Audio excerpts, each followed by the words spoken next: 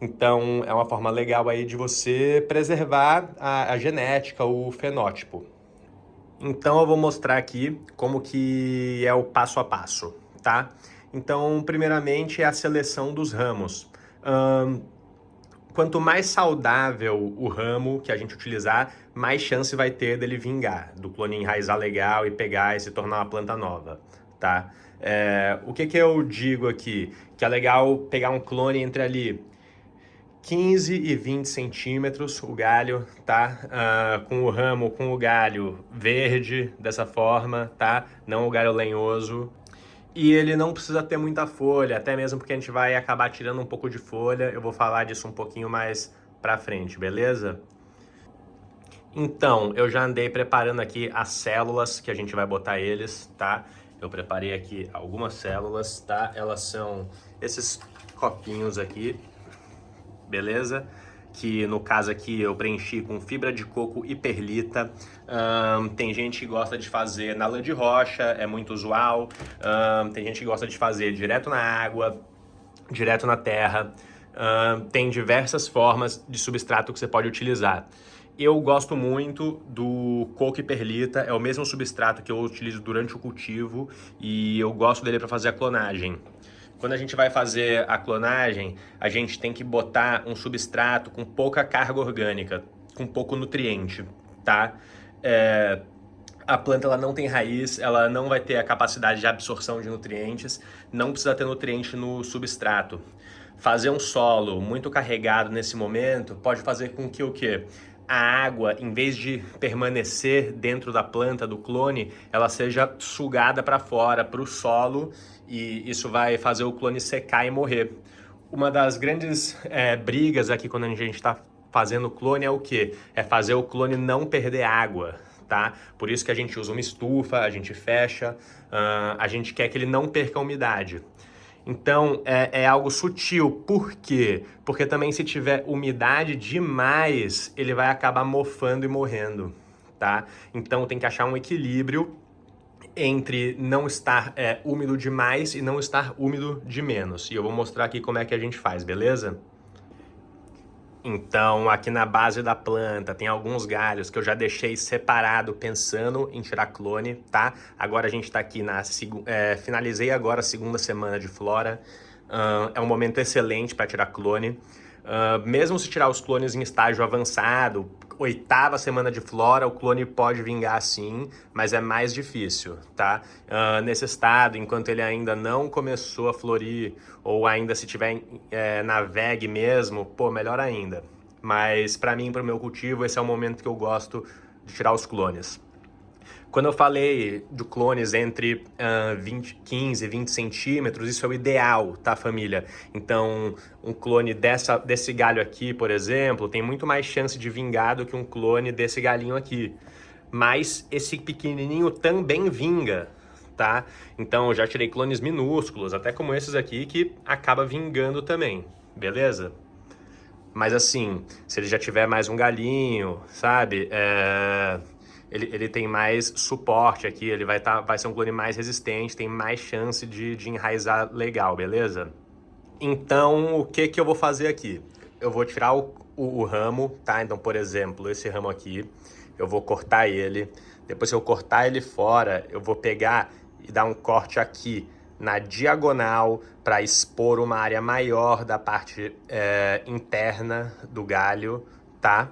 Vou molhar esse clone num gelzinho que eu tenho aqui, tá? É um gel enraizador, o pessoal chama de Clonex, mas então tem marca que é própria para cannabis, tem marca que não, tanto faz, no final das contas é tudo a mesma coisa, tá? O importante é usar esse hormoninho enraizador, ele ajuda bastante. Então a gente vai cortar o ramo, tá? A gente vai cortar na diagonal aqui para expor uma área maior do ramo. A gente vai dar uma talhadinha aqui, uma raspadinha por fora com a tesoura, tá? Para expor um pouco mais essa área onde ele vai querer crescer a raiz. A gente vai mergulhar no gel enraizador e depois já cravar aqui. Aqui eu já molhei tudo, tá? Só com água, beleza? Então vamos cravar aqui e depois eu continuo.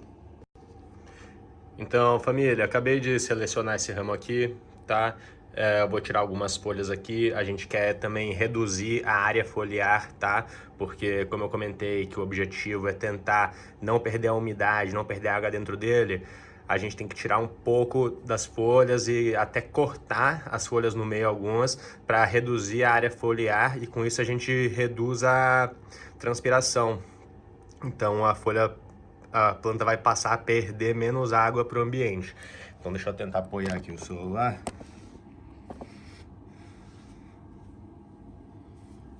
Então vou te arrancar essa folha aqui.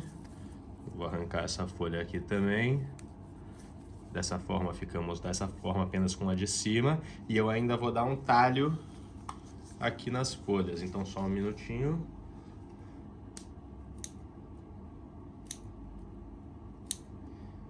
Tem gente que não gosta de dar, eu gosto, tá? Então tirei aqui mais algumas folhas. Deixei apenas dessa forma aqui. E agora eu vou fazer o corte do tamanho que vai ficar o clone. Vamos dizer desse tamanho aqui. Então, dei um corte aqui na diagonal, aqui na ponta, tá? Agora eu vou dar uma raspadinha aqui assim, ó. Tá? Então, só um segundinho. Dei uma raspadinha. Todo esse movimento tem que ser muito rápido, família, para não entrar nenhuma bolha de ar no caule, tá? Então, peguei. Agora, vou melar. Melei aqui no gel, tá? E vou cravar aqui no substrato. Pronto. Tá aí. Show? Agora eu vou repetir esse processo aqui para todas as plantas e já a gente vem trocar uma ideia, valeu? Outra coisa que eu queria falar aqui também é sobre a nomeação aqui, né? Então é muito importante essa nomear. Eu recomendo botar em cada célula você botar um, porque você acha que você vai lembrar e depois, cara, esquece, aí vira uma bagunça. Depois você só vê que pegou um clone achando que era outro, na hora que começa a florir o clone que você vê a diferença no camarão. Então fazer uma etiquetagem aqui bem legal, tá? Lembrando que, por exemplo, aqui eu tô com 5 sugarcane, eu vou tirar clone de 4 delas. Eu tenho que botar sugarcane 1, sugarcane 2, 3 e 4, para eu saber de qual que é qual. Por quê? Porque essas plantas não estão prontas ainda. E só quando elas estiverem prontas que eu vou saber qual foi a minha favorita para saber com qual clone eu vou seguir para frente. Então eu tô tirando o clone de 5 plantas teoricamente iguais, né, a mesma planta, porque eu ainda vou ver os fenótipos dela para selecionar apenas o principal e descartar as outras, tá? Essa é uma das grandes maravilhas da clonagem, né? Você poder selecionar um fenótipo ali específico e continuar com ele. Então tá aí, família. Já tirei todos os clones, tá? Essa bandeja aqui também tá cheia de clone, essa aqui eu já tampei. Deixa eu dar uma mostrada pra vocês aqui, como é que ficou, pra vocês terem uma ideia, tá? Então, tem alguns clones de tamanhos diferentes, um pouquinho maior, um pouquinho menor, eu acabo tirando um pouquinho mais de folha, um pouquinho menos de folha. Aqui no caso, eu tirei 4 clones de cada planta, só preciso que um clone pegue de cada. Então, sempre bom assim, trabalhar com folga, tá? E agora que já tiramos todos os clones aqui, como é que a gente vai fazer para manter eles aqui, né? Qual vai ser o esquema? Então, como eu tinha comentado, a gente não quer que esses clones percam umidade, que ele perca a água de dentro dele. Então, a gente tem que manter eles nesses primeiros dias num ambiente bem úmido. Então, como é que eu vou fazer aqui? Eu vou dar uma borrifada geral de água aqui, tá? Então, vou dar uma borrifada de água geral neles para ficar bem úmido dentro da estufa, tá? E vou fechar a estufa aqui. Então, vou botar essa tampa aqui. Agora me dá só um segundinho para eu botar a tampa. Pronto, tá aí, botei a tampa. Vocês podem ver que eu também dei uma borrifada na tampa por dentro para ele ficar bem úmido dessa forma, chegando ali realmente muito próximo do 100% de umidade. as tampinhas fechadas, tá? E eu vou deixar nos primeiros dias assim. Então agora eu levo uma semana com ele fechado assim, mas mesmo com ele fechado eu gosto de abrir uma vez por dia. Então uma vez por dia eu vou vir, vou abrir aqui as tampas, tirar a tampa fora rapidinho, só para trocar o ar e já fechar de novo, tá? Vou manter assim por 7 dias. A partir do 7º dia eu vou começar a abrir essas tampinhas aqui, tá? Vou abrir as tampinhas e deixar a tampinha aberta para a gente começar a fazer uma transição na umidade, tá? Então a gente não quer manter ele todo fechado e a partir de um dia abrir e deixar ele aberto, entende? Porque vai dar um choque de umidade muito grande nos clones. Os clones, eles não gostam de variação, eles gostam de constância, tá? Então, luz 24 horas, tá? 24 horas de luz, tampa fechada nos 7 primeiros dias. A partir da segunda semana a gente vai começar a abrir e fazer uma transição. Então pega um dia, abre aqui, pode abrir um pouquinho aqui embaixo, pode abrir um pouquinho aqui embaixo também, botar alguma coisinha aqui para ele ficar elevadinho assim, tem uma pequena circulação de ar e começa.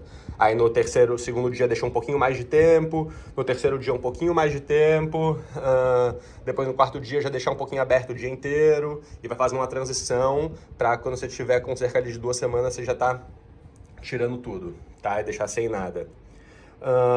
Provavelmente na primeira semana não vai precisar regar, tá? Porque eles vão estar bem úmidos aqui ainda. Só vai precisar regar lá pro meio da segunda semana, tá? Se realmente a primeira rega for lá pro meio da segunda semana, essa primeira rega já pode entrar com um pouco de nutriente, tá? Então, até lá, o clone já deve ter criado um início de raiz e ele já vai ter a capacidade de absorver um pouco de nutriente. Então, eu começo entrando com uma nutrição bem de leve, tá? Bem de leve, tipo 1/4 do que eu levo na VEG. Então, e fazer uma alimentação gradativa, né? E aumentando aos poucos. Botar nutrientes demais pode correr o risco de torrar os clones.